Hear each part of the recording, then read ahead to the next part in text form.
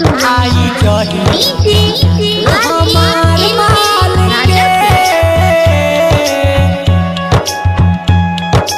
बेपसी में पीलन जहर डाल के। म्यूजिक बाय सोनू सनहिया। आई जही हमार माल के बेपसी में पीलन जहर डाल के।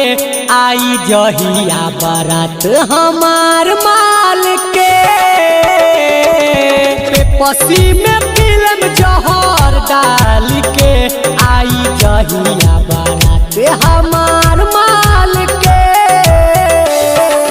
दुआरा पौन का बाजी बंद बाजा ओही बेरा उठी हमर जनाजा। देखब ना ओकर जय माल के। आई जहिया बारात हमार माल के बेपसी में पीलम जहर डाल के। आई जहिया बारात हमार माल के बेपसी में पीलम जहर डाल के।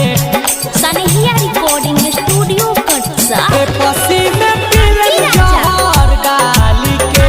राजा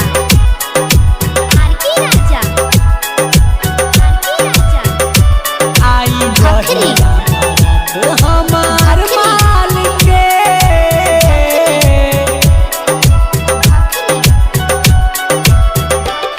मारी लोग गाना तो हम का कहेम शुरू होखे से पहले खत्म कैली गेम हो जाई दोसरा के ई कैसे सहेम। एकरा से निक बाटे कि हम ही ना रहे बिया धोखे बाज रही ना जानत सब कुछ ओकरा के रही हो मानत। भूल गइल बात सब काल के। आई जहिया बारात हमार माल के बेपसी में पीलम जहर डाल के। आई जहिया बारात हमार माल के हमार माल के आई जहिया हमार माल के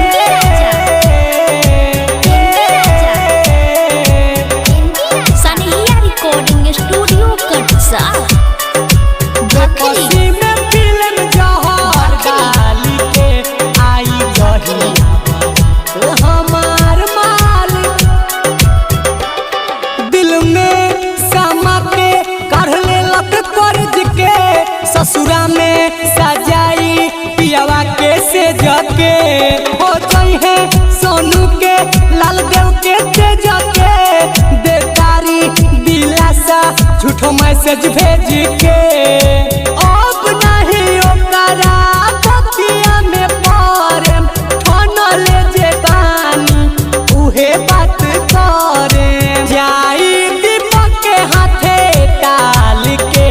आई जहिया बारात हमार माल के बेपसी में पीलम जहर डाल के। आई जहिया बारात हमार माल के दुआरा पौन का बाजी बंद बाजा ओही बेरा उठी हमर जनाजा। देखब ना ओकर जय माल के।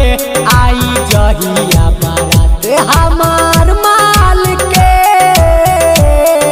बेपसी में पीलम जहर डाल के। आई जहिया बारात हमार